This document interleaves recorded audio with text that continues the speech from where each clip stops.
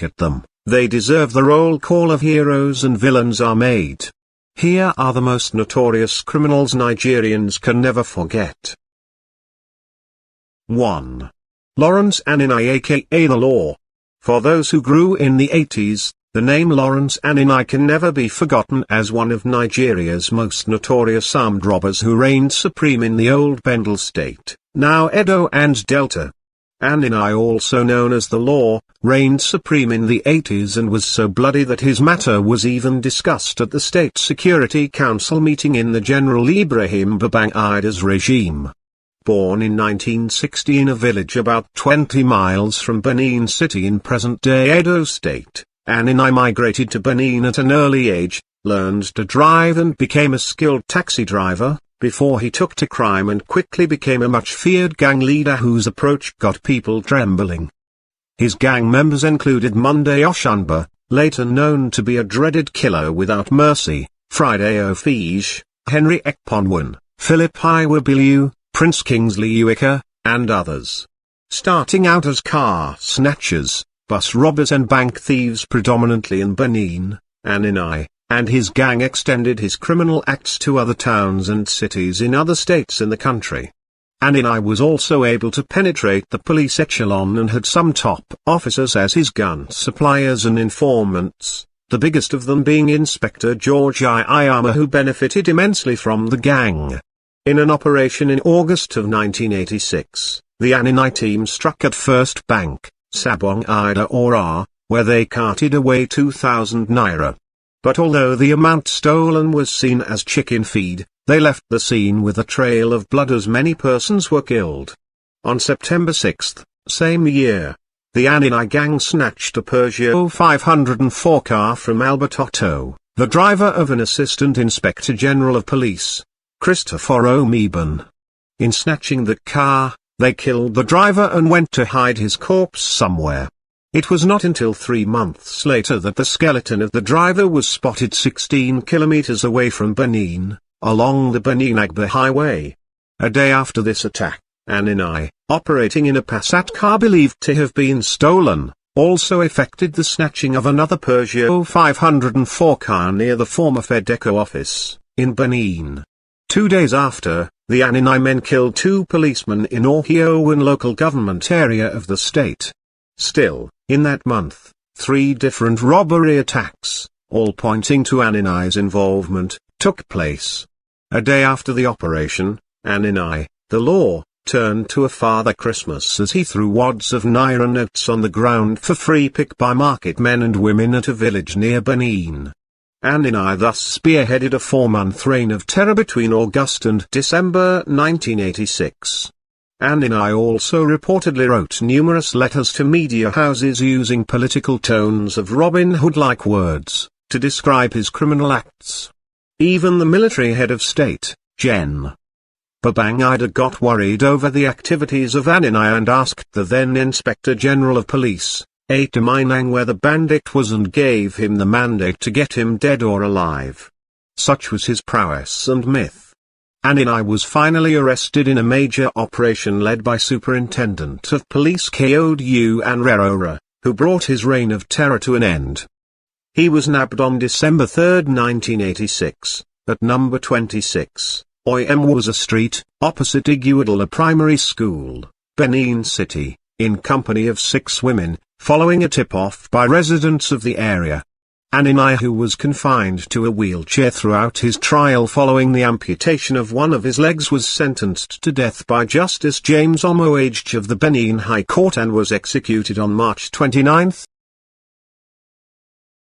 Naturally, Dr. Ishola Oinusi should have taken the top spot on this list, going by the fact that he was the first known armed robber in the country. But Aninai's exploits in the underworld took the shine off Oinusi. In the history of crime in Nigeria, Oinusi was a cold-blooded armed robber who held sway in the early 70s, stands on a very special threshold that none can ever dream of attaining. He took the nation by storm shortly after the Civil War ended and before he was executed on Wednesday, September 8, 1971, At the famous Bar Beach show in front of 30,000 watching Nigerians, no one believed that the doctor would be captured, as he was famed for disappearing or his body not penetrable by bullets. In fact, he must have had so much faith in his charms that he smiled all the way to the stake, and even as soldiers aimed their rifles at him and his co-criminals, Oinusi still radiated an aura of invincibility. The phenomenal armed robber rose from the ashes of the Nigerian Biafran civil war that spanned 3 years, from 1967–1970. Oinusi was a charismatic, cocksure gangster whose lordly disdain for the law cast the terrifying portent of social breakdown, and had come to be celebrated as the quintessential bandit of his time. During his reign of terror, Dr. Oinusi carved a name for himself as the most brutal terror the country had ever known, and lived up to another of his nickname of Dr. Rob and Kill, because he was known to kill with impunity and his myth was legendary. He unleashed boundless terror on many Nigerians and would kill even for a stick of cigarette. Oinusi was no doubt the uncrowned emperor of Nigerian robbers, and he was described as the first celebrated armed robber in Nigeria, regarded by some as the pioneer of conventional armed robbery in Nigeria. When Oinusi reigned at the height of his regal confidence, he declared, "The bullet has no power over me." Legend has it that Oinusi got into active robbery back in 1959, but he committed his first major robbery when he snatched a car along Herbert Macaulay Road in Yaba, Lagos, and killing its owner in the process, just because his girlfriend was broke and needed money to buy her makeup. He eventually sold the car for £400, Nigeria's currency then, and handed the money to the lady. He actually snatched the first car he saw on the road. Such was the ferocious nature of his audacity. By the end of the Civil War, Oinusi had metamorphosed into a cold-hearted robber who took delight in causing pains to his victims. Oinusi's arrogance was also legendary. In 1970, he was arrested and handcuffed by a police officer. As the policeman was ordering him around, Oinusi blasted him and thundered, "People like you don't talk to me like that when I am armed. I gun them down." The last robbery that did him in was when he and his gang attacked the WIM factory in Ika in March 1971, where they stole the princely sum of £28,000, which was unprecedented in those days. A police officer was also killed in the process. Dr. Ishola Oinusi's execution was celebrated by relieved Nigerians who trooped out en masse to the Bar Beach in Lagos to witness the end of a man who had held the country to ransom. As the crowd thronged the beach, jeering and booing Oinusi and his band of 6 convicted robbers, the man of the moment kept smiling and waving at them, but shortly before his body was riddled with hot-leaded bullets from stern-faced soldiers of the Nigerian army, he finally screamed, "I am dying for the offense I have committed." 3. Abio Dunigunjobi aka Godogodo. Abio Dunigunjobi, alias Godogodo, was the modern-day version of Lawrence Aninai. The one-eyed monster was one of the deadliest armed robbers Nigeria ever had.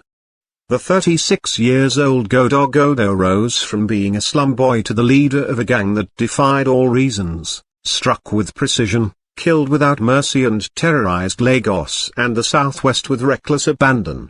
Before his arrest on August 1, 2013, Godogodo gave the Lagos State Police Command so much headache for 14 years, so much so that on the day he was arrested, the command erupted in joy. At least its men would be safe from his guns.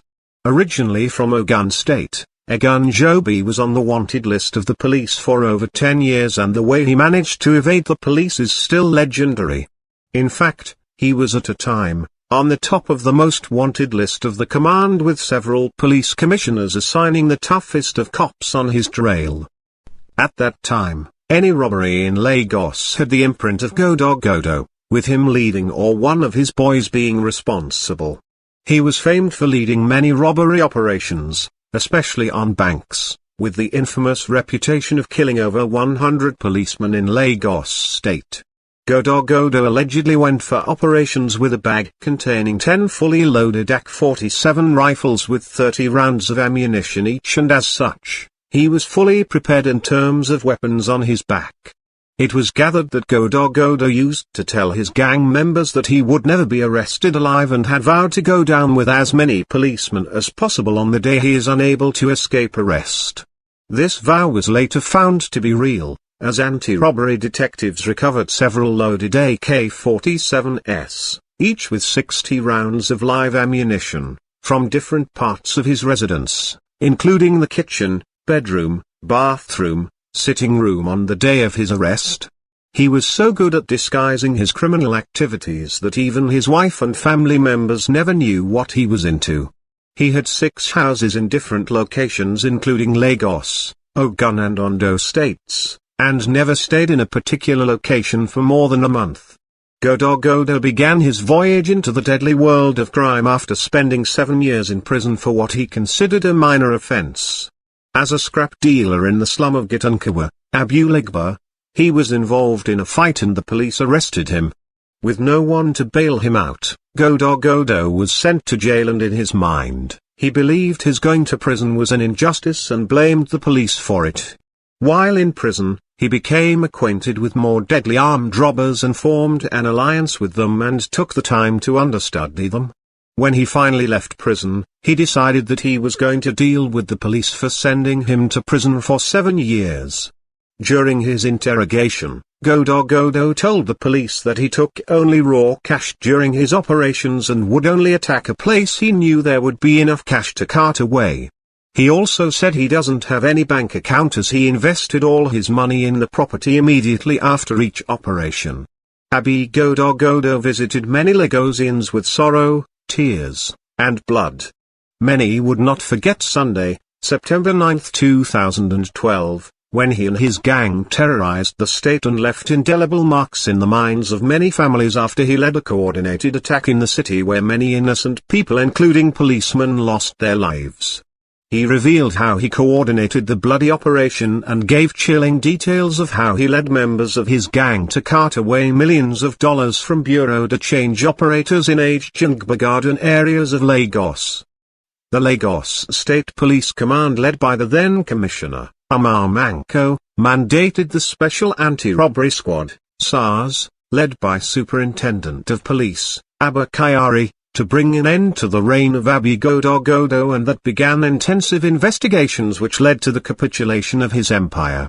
Manko was given direct orders by the then Inspector General of Police to make sure the Godo phenomenon was quashed at all cost. After the gang attacked the Murtala Muhammad International Airport, where 2 police inspectors and more than 5 people were killed and over $100 million stolen, the police decided to focus on profiling the suspect, because, up to that point, no one knew anything about him or what he looked like. The police also began looking at the possibility of preempting his subsequent operations. 4. Akudilindai aka Dirico Akudilindai, alias Dirico Nwamama, was also one of the deadliest armed robbers to have come out of the Nigeria. In the early 2000s, the 22-year-old Dirico Nwamama was probably the king of the underworld in the eastern parts of the country, a clear replication of the likes of Lawrence Aninai and Ishola Oinusi. Dirico had risen from a street urchin and pickpocket to a dreaded crime king, and the mere mention of his name sent shivers down the spines of traders and residents of Onitsha, the commercial capital of Anambra State, and other parts of the east. The traders could not display their wares with peace while many slept with one eye open. Dirico sacked commercial banks in Onitsha, carting away millions of naira. Travelers who had to pass through the state held their breaths, expecting the hoodlum to strike at any time. The then governor of the state, Chinwoke Mbedinu, became an old man overnight with worries on how to handle the menace of Dirico. He was described as the personification of terror. From New Itunkpa, from the villages in Umularai to towns in Ihila, the old and young were terrified at the mere whisper of Dirico Nwamama. At that time, he was said to be invisible and could not be arrested. The dreaded Barkassi boys went on a manhunt for the man known to kill without batting an eyelid. According to legend, Dirico Nwamama had killed over 100 people including 25 police officers whose lives he mercilessly wasted. He was a master of countless bus robberies and will not blink twice before pumping his hot lead bullets into the beating hearts of hapless victims. And after his successful raids, he would boast and declare himself invincible. Dirico seemed to have placed a lot of faith and confidence in the charms prepared for him by the traditional witch doctors. With the police and other security forces unable to bring Dirico Nwamama and his terror regime to a close, the onus fell on the Bakassi Boys, the militant wing of the Anambra Vigilante Services, AVS, a local vigilante group set up to curb crime and criminality in the southeast. The group were then at the forefront of the hunt and capture of Dirico Nwamama, and on Tuesday, July 3, 2001, the hitherto invisible criminal was nabbed on his way to Onitsha from Agba, ostensibly on one of his crime spree. On July 9, 2001, 6 days after Dirico was captured at the Niger Bridge, the Bakassi Boys did to him what many had earlier predicted. Chanting war songs, they drove in their convoy around the town and ended at the Achanja Market Junction along the popular Upper Iga Road in Onitsha. Dirico was dragged out from the bus, looking gaunt and severely beaten, a trademark of the vigilante group. His body bore cuts and gashes, a testament to what he must have gone through in their hands. He must also have known that the day of reckoning has come. He was in obvious pains, but no one seemed to care. Still chanting war songs and egged on by the enchanted crowd, one of the commanders of the Bakassi Boys named Akpompi, addressed the crowd, telling them they were in the state not for politics but to fight crime. He handed over the microphone to the now trembling Dirico, who, like a cornered fox, began begging for his life to be spared. He made feeble attempts at declaring his innocence. "My name is Odi, alias Dirico, alias Nwamama. I appeal to you, the people of Anambra State, please don't kill me, I don't like evil. It was when I killed Chijina that people thought I am a strong guy, you know. I trust Bakassi Boys. They are strong. Please, mercy for me. Nobody can identify me as having robbed him. People just believe that I am a strong guy." What was to follow remains one of the most macabre displays of public executions in Nigeria. With the speed of a guillotine, a cutlass handled in the strong arm of one of the Bakassi Boys flew and came down with an unforgiving thud, landing on Dirico's slim neck. In a flash, Dirico was beheaded. His severed head rolled on the floor before the crowd while his convulsing body collapsed on the ground, with bright red blood gushing from his carotid arteries. 5. K.O. Williams. Before he became a man of God and the Director General of Prison Rehabilitation Mission International, PREMI, and the presiding Bishop of Christ Vessel of Grace Church, Bishop K.O. Williams was one of Nigeria's most notorious armed robbers. He was a member of the Ishola Oinusi gang who stood out when his boss was captured. He was known to be a dreaded robber who wasted no time in killing his victims. During a confession years ago, Bishop Williams narrated how he pounded little babies and used them for spiritual fortification. He was converted to Christianity while serving a 10-year jail term, and since then, he has not looked back in preaching to prisoners and trying all he can to rehabilitate them. 6. Monday Oshunba. Legend has it that Monday Oshunba was the main man behind the dreaded Lawrence Aninai gang. He was known as the executioner and sharpshooter. Though not much was known of him during the Aninai trial as his leader took the shine off him, it was gathered that he was a short-tempered stammerer who did not hesitate in killing their victims. He was executed alongside Aninai in 1987. 7. Sheena Rambo. The name Sheena Rambo has refused to go away from the consciousness of Nigerians who either witnessed his crime spree or were unfortunate to live in that era. The Abeokuta, Ogun state-born Rambo was a terror in the 90s and the brain behind many crimes in the western parts of the country where he robbed and killed with impunity.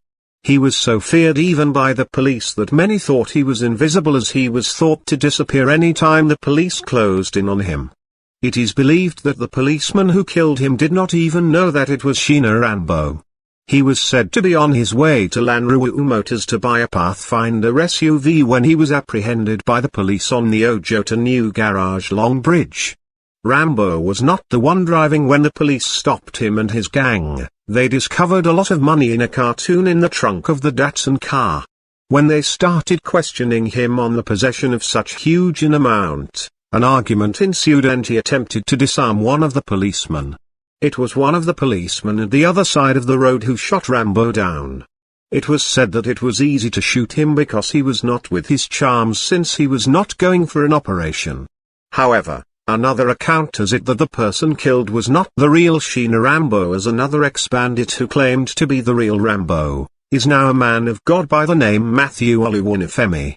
In his confession a few years ago, Pastor Oluwanifemi described himself as a hardened criminal, a terror, and killer. He narrated how he specialized in robbing exotic cars on highways and banks and that nothing could stop him, not even security operatives, as he was totally invincible. 8. Isiaka Bazari aka Mighty Joe. Shortly after the notorious kingpin of armed robbery in Nigeria, Ishola Oinusi was executed. His second-in-command, Isiaka Bazari, better known as Mighty Joe, took over the scene and became the de facto king of the underground. Nigeria was still coming out of the pangs of the civil war, and with the death of Oinusi, they thought the era of violent crimes had been nipped in the bud, but little did they know that another hoodlum would spring up and become deadlier. In Mighty Joe's gang were ex-soldiers who were demobilized and with their know-how in the handling of guns and other deadly weapons, they held the nation, particularly the Southwest, to ransom, robbing and killing with reckless abandon. Mighty Joe was even deadlier than Oinusi and was known to operate at any time he felt like, and taking a human's life was nothing to him. For many years, he constituted himself the big terror to the people of Lagos, the then federal capital, especially around Mushin where he lived and practiced his trade.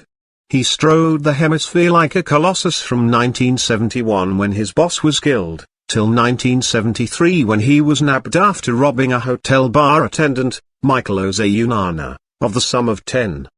The arrest of Mighty Joe, according to legend, was as dramatic as his reign of terror. The self-styled strongman video was caught when someone he had earlier robbed recognized him and fingered him to the police, and he was nabbed without any fight, as against his various boasts that no man born of a woman can arrest him due to his strong belief in his spiritual powers. He was said to pay some herbalists huge amounts to prepare charms for him so that he would remain invincible. While he was in prison awaiting his day at the bar beach, Mighty Joe converted to Islam and even offered prayers that the execution is reverted. That was never to be. After he was tied to the stakes, he was asked to say his last words and he blurted, "May God bless everybody, both my friends and enemies. Tell my wife, my mother and my in-law